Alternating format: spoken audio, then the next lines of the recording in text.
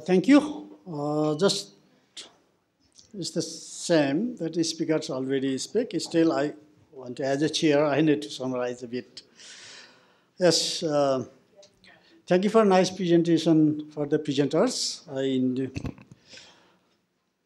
Particularly, Chema ji especially speak about capacity building and participation. She presented principles as well as women's. Her message was like women are close to nature. That's why they are encouraged to or they should be participated in community decision making.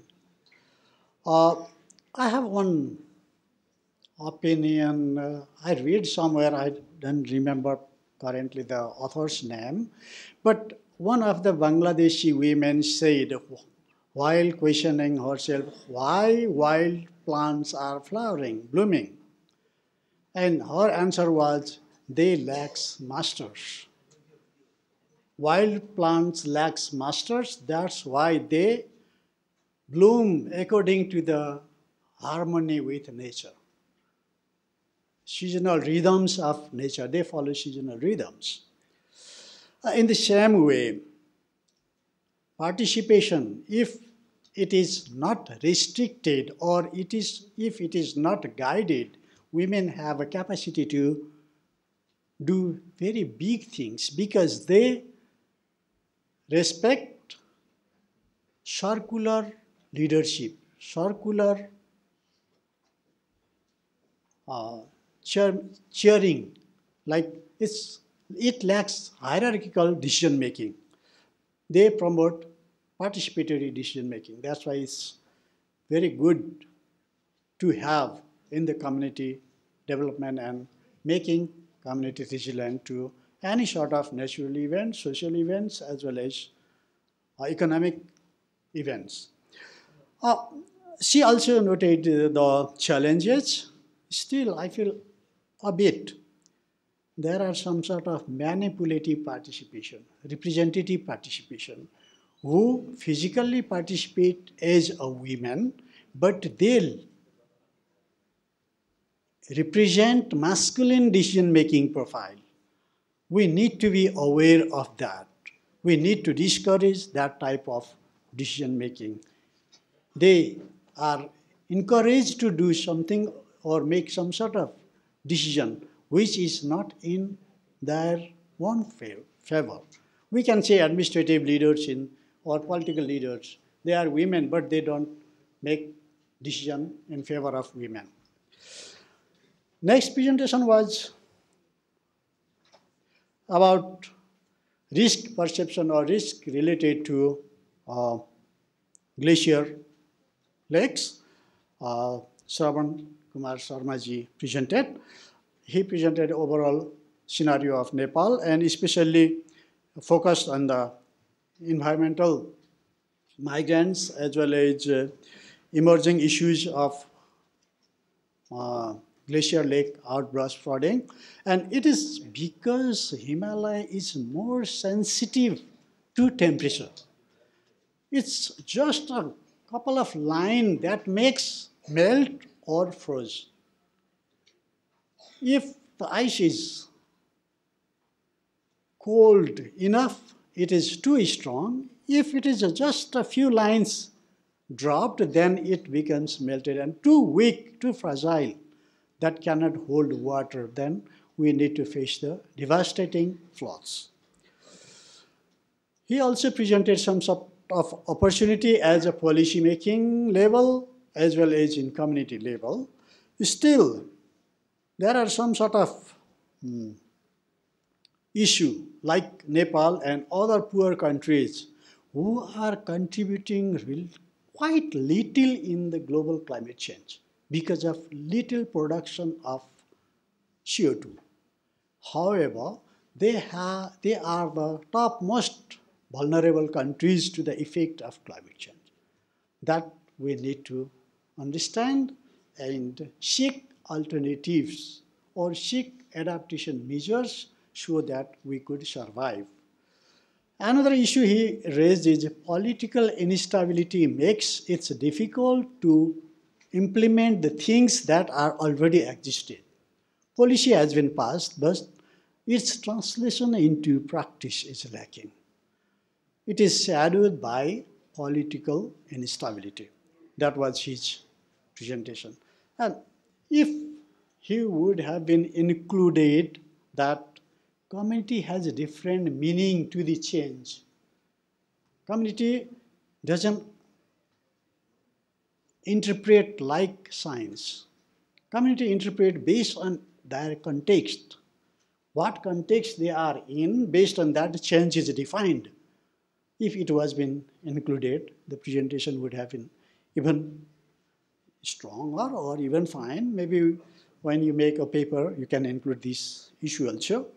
And a linkage, local institution, traditional institution to modern governing system, like political administrative system, how they are interlinked to solve some sort of problem, environmental problem. That would have been even better.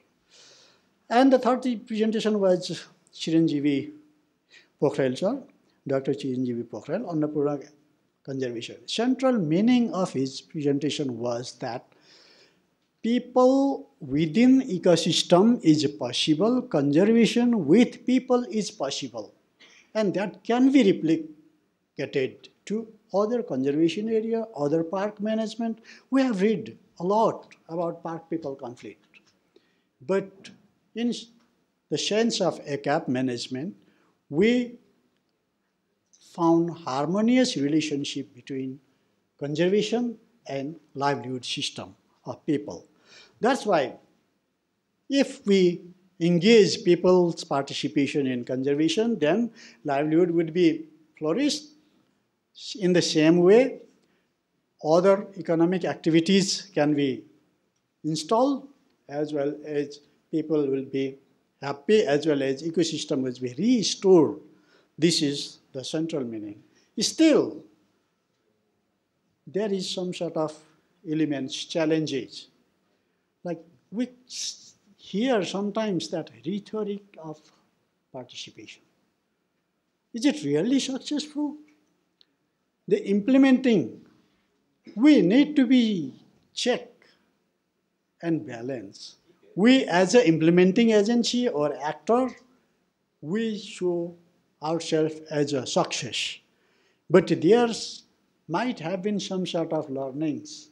If you have been able to add that sort of learnings, in what case community has a different opinion, or may not be rival, but different understanding between park management or conservation officials as well as community. That would be the learning for the policymaker. Need to see the things, what makes it failure. That's why we need to address that issue. So the designed program must not have failed is the existing one. Yes, this was a summary. And now I go for my one. Some sort of highlights. I think that some of the things which are not covered in these three presentations, I hope some are addressed. Still, it wasn't known to me earlier to address all the gap. That's why don't expect everything is covered, that gap. Okay. Participatory and community-based approaches for sustainability in the Himalaya. That's, you can see it. It's me, Himalaya. Yes, it's me, Himalaya.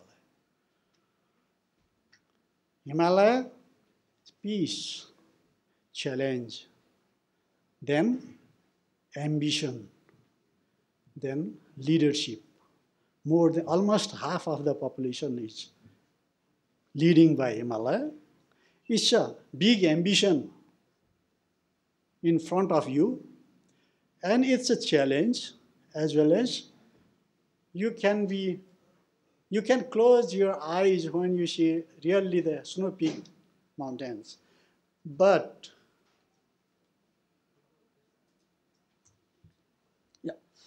this flow of talks, Himalayan niche and SDGs, sustainability in the Himalaya matters, participatory and community-based approaches to sustainability, concept, purpose, nature, issue, strategies, concluding remarks like seeing domain, knowing domain, and doing domain.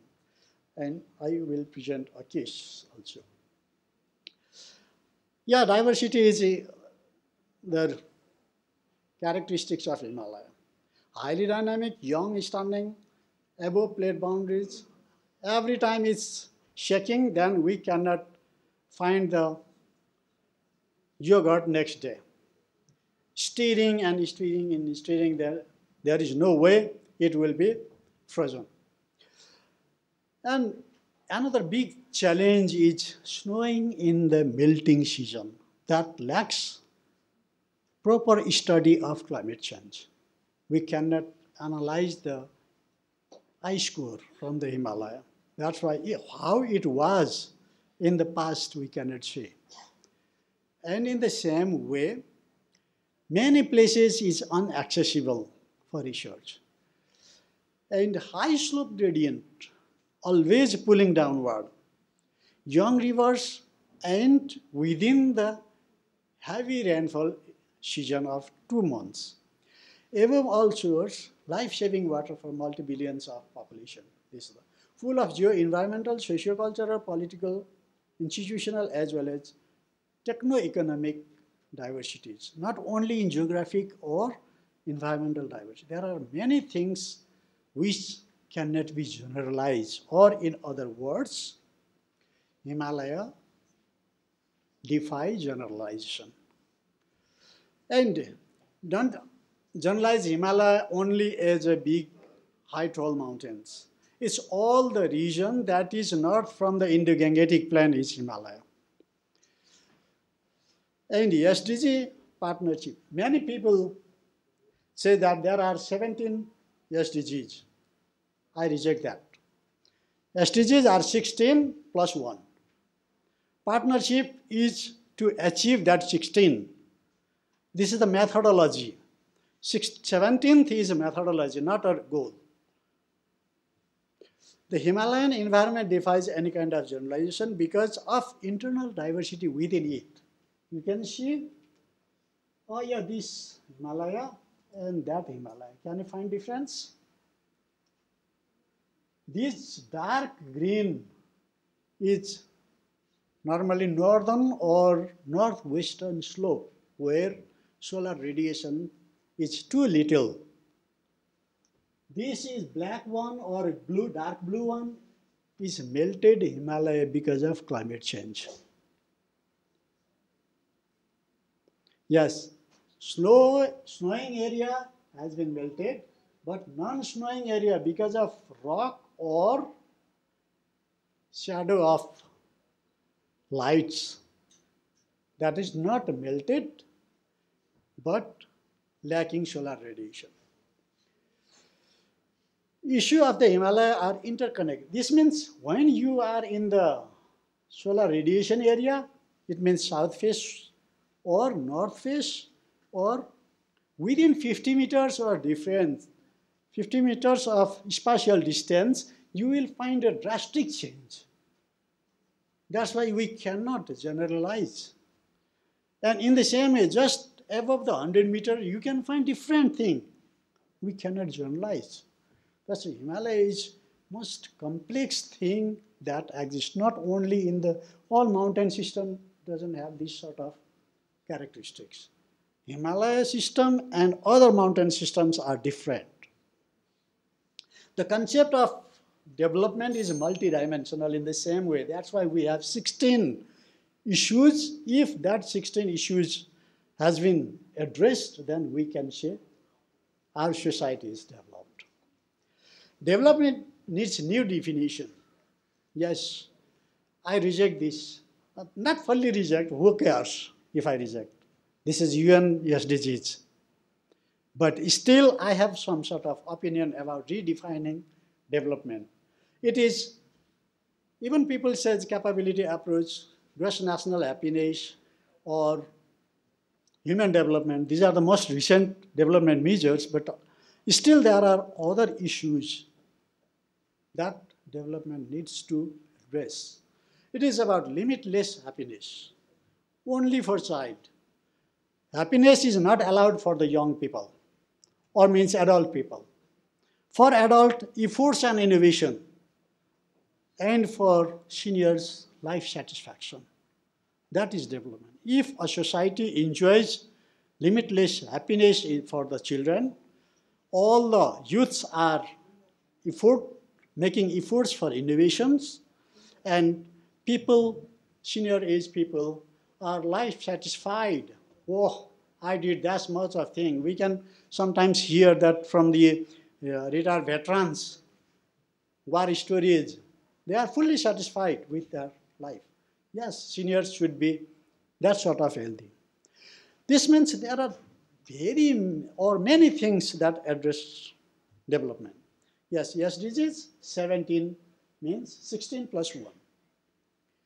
17th is integration. This is too complex.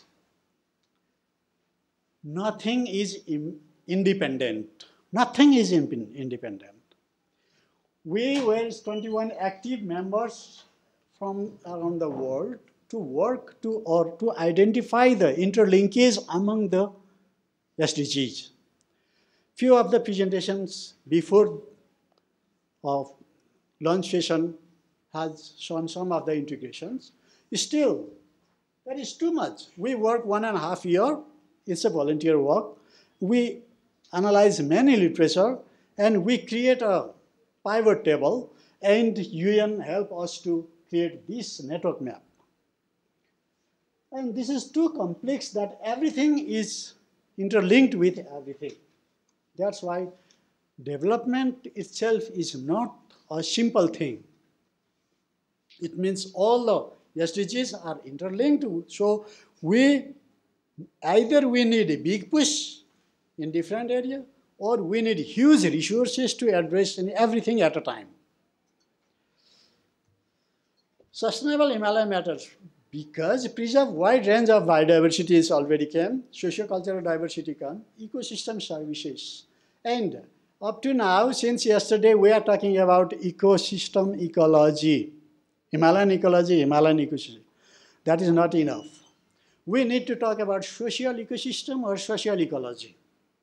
Without society, without people, there is no ecosystem, there is no ecology.